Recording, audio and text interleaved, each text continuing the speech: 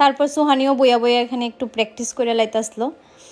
তারপর এই দুইজন লাগছে ঝগড়া, হ্যাঁ মানে ফ্যানের সামনে কে বইব, মানে তারার যে এত গরম একজনে একদম সামনে গেছে কা, এবার আরেকজন রাগ হইয়া গেছে গা, মানে জায়গা দিতেছে না একজন মানে কে আগে যায় সামনে বইব।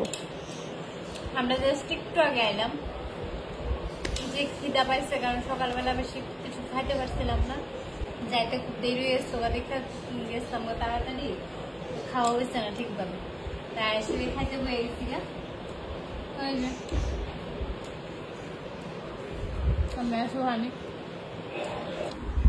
দারুণ লাগছে তো হেয়ার স্টাইলটা।